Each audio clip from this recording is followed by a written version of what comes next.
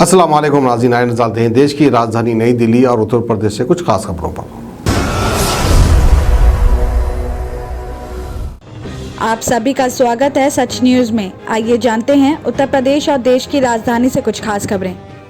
दिल्ली में कोरोना संक्रमण और दैनिक मामलों में लगातार गिरावट आ रही है, लेकिन संक्रमित रोगियों की मौतें कम नहीं हुई है। दिल्ली सरकार के अनुसार जिन लोगों ने वैक्सीन नहीं ली है या फिर जिन्हें पहले से सहायक रोग है, उनकी हालत सबसे ज्यादा गंभीर बन रही है और इस वर्ग में मृत्यु दर 70% तक दर्ज की जा रही है। और ये सिचुएशन तब है जब दिल्ली में पिछले साल दिसंबर के महीने में ही एकल खुराक का वैक्सीनेशन 100% पार कर चुकी है। और ऐसे में स्वास्थ्य विशेषज्ञ भी सवाल उठा रहे हैं कि 100% वैक्सीनेशन का लक्ष्य हासिल करने वाली दिल्ली में बगैर वैक्सीन लेने वाले कहां से सामने आ रहे हैं। इस मामले में जन स्वास्थ्य विशेषज्ञ डॉक्टर दिव्येंदु दास का कहना है कि दिल्ली में अभी कोरोना की 5वीं लहर चल रही है और इस लहर के आंकड़े देखें तो अब तक हॉस्पिटल्स में 800 से ज्यादा मौतें दर्ज हुई हैं और इसमें से हर आयु वर्ग के लोग शामिल हैं। आगे उन्होंने ये भी बताया कि लहर शुरू होने से पहले ही दिल्ली सरकार ने फर्स्ट डोज का वैक्सीनेशन 100% पूरा होने का दावा किया था, तो वहीं 85% से भी ज्यादा आबादी को दूसरी डोज भी दी जा चुकी है। फिर भी मौतें कम नहीं हो रही हैं। कोविन वेबसाइट से भी मिले आंकड़ों के अनुसार दिल्ली में अब तक 2.96 करोड़ से ज्यादा वैक्सीनेशन हुआ है।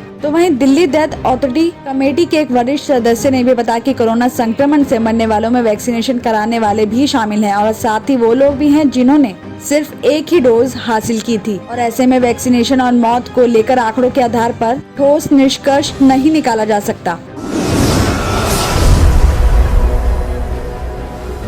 कस्तूरबा नगर मामले में दिल्ली के सिख समुदायों में भी आक्रोश दिखाई देने लगा है और इस घटना को लेकर नेशनल अकाली दल की महिला विंग न्याय की मांग को लेकर सड़क पर भी उतरेंगी। तो वहीं कुछ सिख संगठन ने भी कानूनी मदद के साथ ही जरूरत पड़ने पर आर्थिक मदद देने की भी बात कही है। हालांकि ये भी कहा है कि ये किसी एक धर्म की बात नहीं है, सभी धर्म को मिलकर इस तरह की घटना के खिलाफ आवाज उठाने की जरूरत है। दिल्ली सिख गुरुद्वारा प्रबंधक कमेटी के पूर्व अध्यक्ष परमजीत सिंह ने ये भी कहा है, इस तरह की घटना दिल्ली को शर्मसार करने वाली है। पूर्व मुख्यमंत्री शीला दीक्षित के शासन काल में भी घटी घटना से ये बड़ी घटना है। आगे परमजीत सिंह सरना ने ये भी कहा कि सबको मिलकर इस जघन्य काम के खिलाफ आवाज उठानी चाहिए। जरूरत पड़ने पर इस मामले में अदालत में भी लड़ाई लड़ेंगे और ये लड़ाई सिर्फ सिखों की ही नहीं बल्कि सभी धर्म के लोगों की है। आगे उन्होंने ये भी कहा कि महिला को न्याय दिलाने की मांग की जाएगी और नेशनल अकाली दल हर संभव मदद करने के लिए उसके पूरे परिवार के साथ है। जागो पार्टी इस तरह की घटना को बर्दाश्त नहीं करेगी और न्याय हर कीमत पर मिलना चाहिए। आपको बता दें कि निर्भया केस शायद ये लोग कभी भूल पाए, उसे इंसाफ दिलाने के लिए सड़कों पर जन समूह उमड़ा था, लेकिन इस केस के बाद महिलाओं की सुरक्षा के लिए सख्त कानून भी बनाया गया। लेकिन कस्तूरबा नगर में एक परिवार की महिलाओं ने ही एक महिला की ही अस्मिता को तार-तार करवा दिया और अपनी आंखों के सामने ही परिवार के 3 लोगों से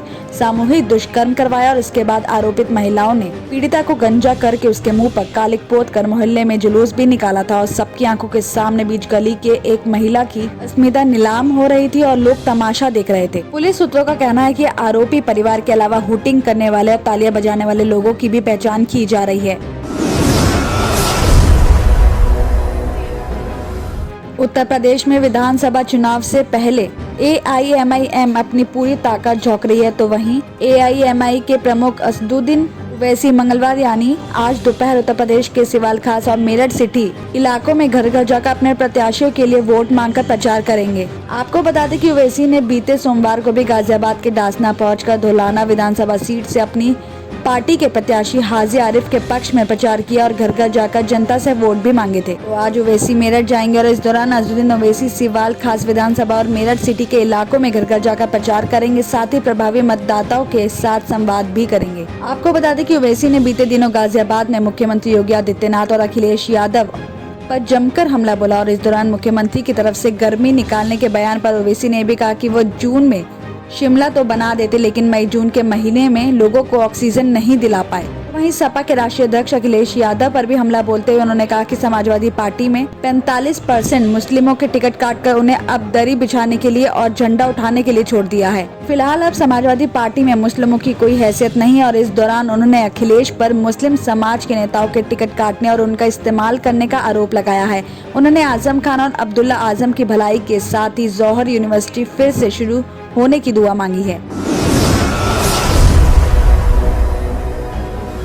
उत्तर प्रदेश के हापुड़ जिले में गढ़मुक्तेश्वर विधानसभा इलाके के गांव वेड में सोमवार को AIMIM प्रत्याशी फुरकान चौधरी के समर्थन में आयोजित जनसंपर्क अभियान के दौरान एक शख्स हाई टेंशन लाइन में चपेट में आ गया और इस दौरान वहां भगदड़ मच गई और इस वजह से पार्टी के राष्ट्रीय अध्यक्ष और सांसद अजदुद्दीन ओवैसी कार्यक्रम बीच में ही छोड़कर वापस लौट गए। जनसंपर्क अभियान में समर्थकों की भीड़ ने कोरोना गाइडलाइन की भी धज्जियां उड़ाई और इस मामले में पुलिस भी जांच कर रही है। बताया जा रहा है कि सोमवार शाम करीब 4:30 बजे ने उन्हें घेर लिया और स्वागत में नारेबाजी शुरू कर दी। ओवैसी को देखने के लिए वहां खड़े एक ट्रक के कैबिन की छत पर चढ़ गया, जिसके ऊपर से ही जा रही बिजली की 11,000 की लाइन ने युवक को चपेट में ले लिया और करंट लगते ही एक शख्स गंभीर रूप से झुलस गया और उसे तुरंत लोगों ने हॉस्पिटल में एडमिट करवाया, जहां पर उसकी हालत गंभीर बनी हुई है। सीओ पवन कुमार का कहना है कि कोरोना गाइडलाइन और आचार संहिता का उल्लंघन करते और हुड़दंग करने के मामले में भी जाँच की जा रही है। दिल्ली और उत्तर प्रदेश की खबरों में आज इतना ही। बाकी देश भर की और तमाम खबरें जानने के लिए देखते रहिए सच न्यूज।